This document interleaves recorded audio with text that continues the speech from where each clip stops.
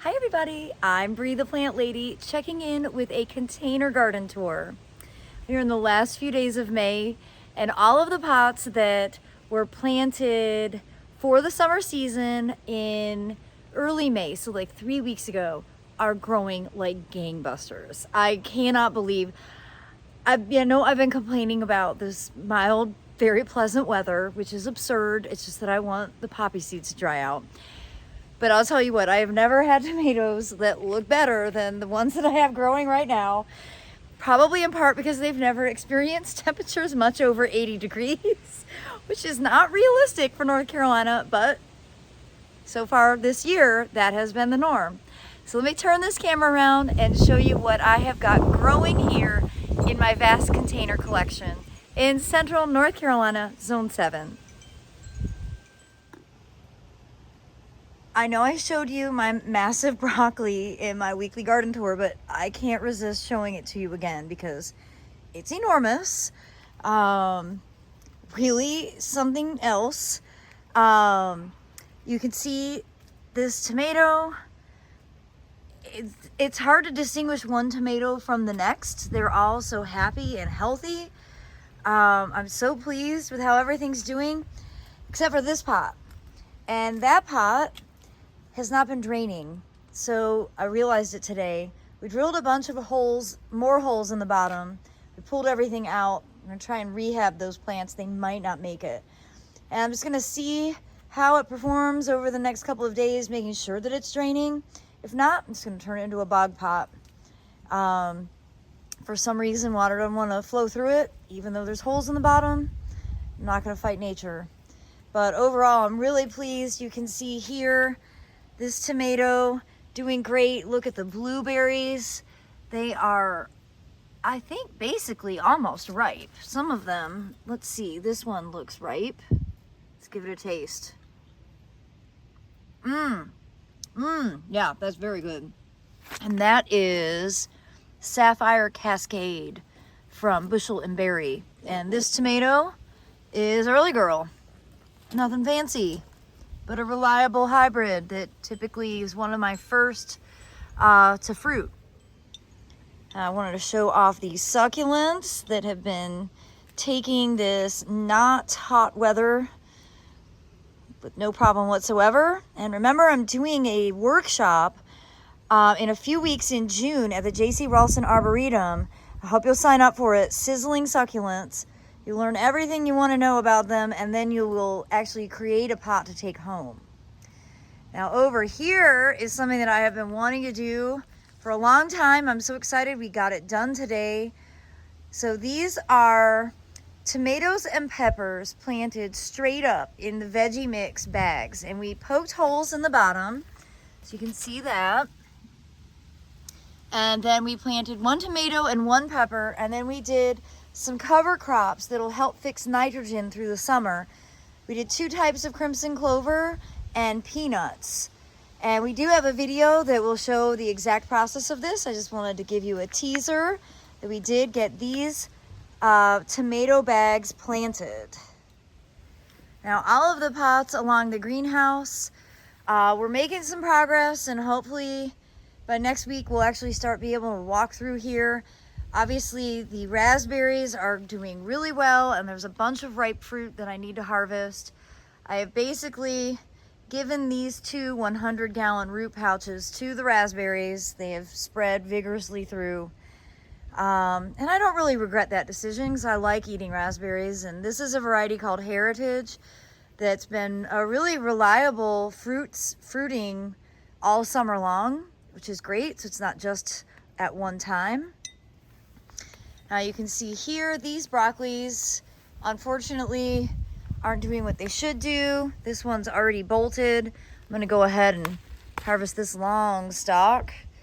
And we are going to be making some videos about harvesting potatoes. These are all potatoes that were planted back in middle of February, and it is time to get them harvested. Well, hopefully you have been following along our beet journey. These are beets that Aiden and I planted a few months ago. At this stage, I've lost track of time. And of course, these make really great beet greens. They very infrequently in this climate will actually produce the, edible root that you eat. But I'm definitely going to be harvesting these for homegrown salad for dinner tomorrow. Well, here on the back patio, I can't believe it's been so mild that the winter installation of the succulent table still looks good. So it's still here. And, the irony of this is that that's planted in like 2 inches of soil. And somehow these violas are still really looking wonderfully. This container here, with the lime and the cranberry and some basil and a dahlia. Again, we're just keeping it watered through the little scope thing there, and it's looking good. And this pot, which is planted similarly, but with a pepper and a tomato, but that same dahlia and that savola is also looking really great. I've got all these incredible sun-credible sunflowers staged and waiting to get planted. We just need for the rain to stop and the seeds to ripen. I know I've said it before, but I'm like trying to be strategic and getting all this stuff done, and it's hard. Got lots of sweet potatoes that are also staged and ready to be planted. And I cannot get over how much these tomatoes have grown in 2 weeks' time. These were done 2 weeks ago today, and they have grown so much. Of course, they're going to be trained to grow over the arch, and that's going to take some effort, but that's okay. Emily and I were strategizing about it this afternoon, and I think with several helping hands, it will all come together. So I don't keep very many pots up on the back porch because I've gotten in trouble from having things that need to be watered all the time, and then that makes the wood rot, and I don't like that. But this Bad Hair Day mangave looks great. And I wanted to show you this succulent window box. This west-facing space, it's really hard. The succulents always come through. And, this has only been planted about a month, and it's already filled in really nicely. And I've only watered it a handful of times. So, really great, high impact, low maintenance. Now, over here in my work zone, you see we've got lots of plants staged, again, waiting to grow out. We've got a trial pumpkin that's going bonkers here. Definitely ready to get that planted. The Thailand giant colocacias look wonderful. Again, all this is going to go out into the front borders once we can get the seeds harvested. Now, I probably haven't shown you this jasmine. I've had it for a few years. My good friend Tim Alderton from the Ralston Arboretum gave that to me, I think, for my 40th birthday. So it's 4 years old now. And I did a really hard cut on it this year, and it's growing out really well. It's starting to bloom again. So I'm really pleased with that. And I love this sedum that's just sort of planted here in this makeshift table. I think it really gives this arch area a lot of interest. And side note, not container related, but look at how great the nasturtiums look. Those were seeded, I think, in late April. So that's definitely a good thing to recognize. You see over here, they're really big and lush, and they're not flowering here yet, but in other parts of the garden they are. And I've never really had a lot of success with nasturtiums because I've always paid attention to what the packet says to do. But here in North Carolina, you have to think more critically because those packets are not for Zone 7 gardeners. Now, as we come up here into the driveway bed, all of these pots are rocking and rolling. These two determinate purples that I got from Dr. Brian Jackson from NC State are growing really well. Probably gonna need to think about staking them. They shouldn't grow exponentially, but they probably are still gonna need some sort of staking. And I know I showed this in the weekly garden tour, but it's just worth acknowledging. This nasturtium is amazing. I've never, ever, ever grown nasturtium so successfully as this year, and it was definitely that seeding in April that is the success. Like, I don't expect that that's going to live through the entire summer. Of course, if we stay cool like this, it should. So I don't think this weather is going to perpetuate forever, but we do have another 10 days of it. The rice is growing well that's planted here. All the mangaves are putting on some growth. They definitely would grow faster if it was warmer. But this herb pot, I've been gathering quite a few herbs for cooking, and it's just so convenient to have it right here. And you know, right there is my kitchen door. And the live wall on this side looks great. The coleus are always so reliable. I'm amazed that these petunias look as good as they do. Again, we'll see how they actually perform when summer arrives. And here are some of the other potatoes that we are going to be harvesting this week. Now, across here, just wanted to show you this pot. And it's really funny because these nasturtiums were seeded at exactly the same time as all the others. Look how small they are. And I don't know what the difference is other than maybe just being overcrowded or being in more shade. But it doesn't really make sense that they're so small there. That's more typical for what my experience with nasturtiums is. These Asclepias that I got at Bell's Seed down in Fayetteville back in March have just been nonstop. I think I did see a monarch, the first monarch last week. Hopefully there will be a lot more to follow. But I'm really pleased with how this pot is performing. And then over here across the front porch in the shade, these begonias really do shine. They are quite extraordinary, and I can't believe that I'm saying something positive about an impatient, but those are also quite nice. This container looking good. That one right there is really spectacular. That super double begonia, whose name I can find because it's in here. It's in here somewhere.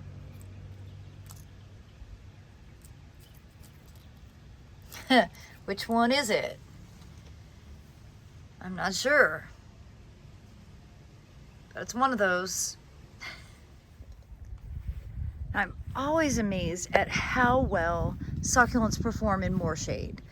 And, you know, obviously that's something that isn't going to be accurate for all parts of the country, but here in North Carolina, eastern exposure, this only gets about 2 hours of direct light. Look at how fabulous that succulent window box looks. This was only done about 3 weeks ago, so it hasn't even been growing for very long, and everything is looking great. I've only watered this one time since I've plotted it. And I haven't been running any sprinklers because y'all know that it's been raining. And the thing is, these window boxes don't get rained on because there is the eave of the house over it. So, really impressed with growing succulents in way more shade, but extremely dry conditions. I'm really excited to show off these pots because these were done basically the earliest. Actually, Aiden and I did this small one here as the demo for Ralston Bloom. So that was the last Saturday of April.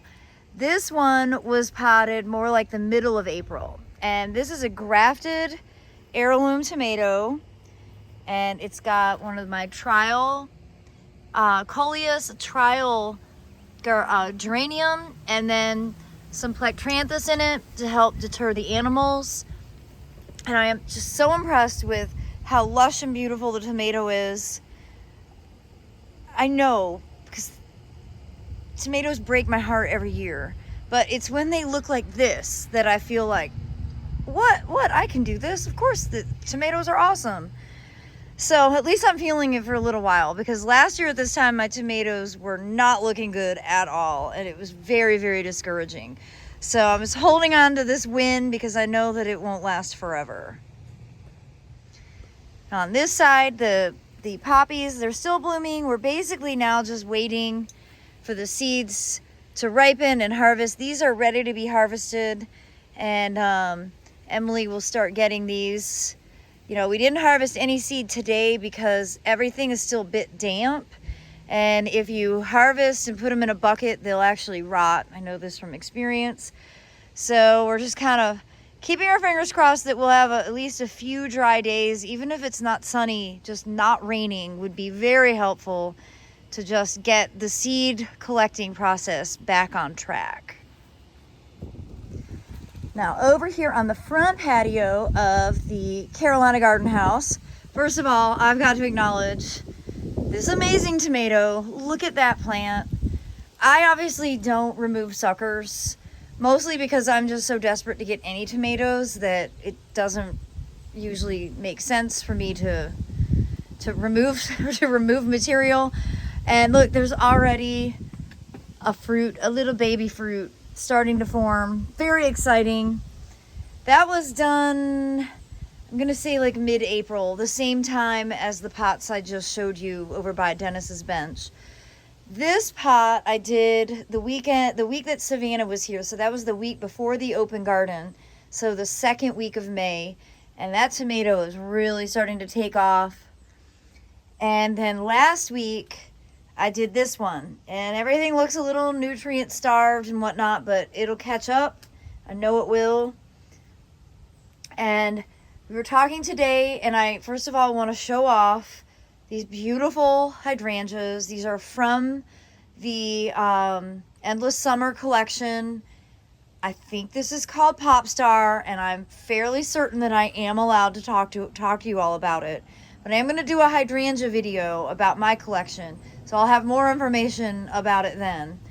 But I did a winter trial growing this in pots with no protection, and obviously it came through fine. It's blooming like crazy. I'm a little bit confused because it's mostly a lace cap, but then it's got the mop head as well. I don't know if that's normal. I need to inquire. But I am going to get these planted in the ground because I, again, would like to grow more tomatoes in these pots. I have made the decision that I am just not at all impressed with this dwarf knockout rose. This is my second year with it. You can see for yourself. I think it's really quite ugly. I don't like knockouts.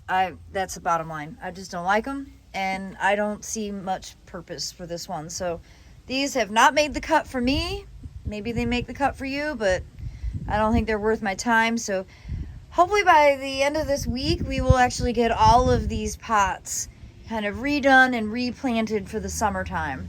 I'm very, very excited because, you know, we have lots of Airbnb guests coming, and I'd love for this to be an introduction to horticulture for them, something that they can, you know, enjoy but not actually have to work. And while they're here, it maybe be something that provides some inspiration. I wanted to show you the rice that I did week before last. It's germinated. It's growing quite well.